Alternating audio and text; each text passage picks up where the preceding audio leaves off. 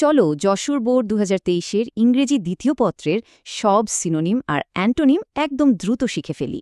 প্রথম শব্দ কার্স, মানে অভিশাপ বা মারাত্মক ক্ষতিকর কিছু যা চরম দুর্ভাগ্য ডেকে আনে।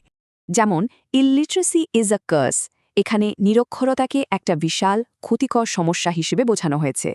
পরীক্ষায় এর অ্যান্টোনিম বা বিপরীত শব্দ হিসেবে ব্লেসিং, বুন বা বেনিফিট, এই শব্দগুলো অবশ্যই মুখস্থ রাখবে। পরের শব্দ রিটার্ডস, এর সহজ মানে হল যে কোনো উন্নতি বা কাজকে থামিয়ে দেওয়া বা ধীর করা। ইট রিটার্ডস অল ডেভেলপমেন্ট ওয়ার্ক।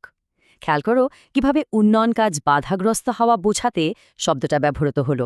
বাধা দেওয়া বোঝাতে এর সিনোনিম বা সমার্থক শব্দ হিসেবে হিন্ডার্স, ইম্পিডস, অবস্ট্রাক্টস বা ডিলেজ একদম ঠোঁটস্থ রাখবে।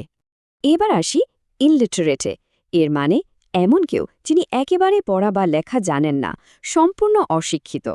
যেমন অ্যান ইললিটারেট নেশন, মানে এমন একটা দেশ যেখানে শিক্ষার আলো একদমই পৌঁছায়নি। এর অ্যান্টোনিম হিসাবে লিটারেট, এডুকেটেড বা এনলাইটেন্ড মনে রাখাটা পরীক্ষার জন্য ভীষণ জরুরি। ডার্কনেস মানে শুধু অন্ধকার নয়, এখানে এর মানে হল সাধারণ জ্ঞানের অভাব বা ঘোর অজ্ঞতা। হে গ্রোপস ইন ডার্কনেস বাক্যটি দেখো, জ্ঞান বা দিশা ছাড়া অন্ধভাবে হাতড়ে বড়ানোই এখানে মূল কথা।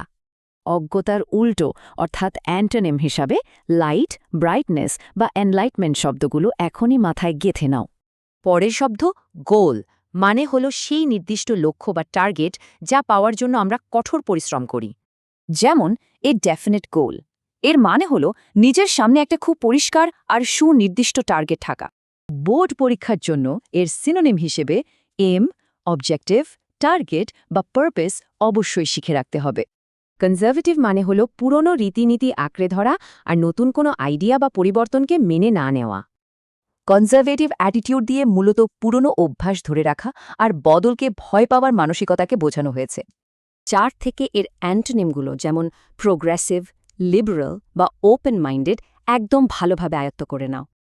আমাদের শেষ শব্দ লিটল, মানে খুবই সামান্য পরিমাণ বা ছোট আকার, যা আসলে প্রায় নেই বললেই চলে। একদম শেষ উদাহরণটি দেখো, ভেরি লিটল, যা কোনো কিছুর খুবই সামান্য বা নগণ্য পরিমাণকে তুলে ধরে। সবশেষে এর সিনোনিম হিসেবে স্মল, মিনিমাল বা স্ক্যান্টি মুখস্থ করে নাও।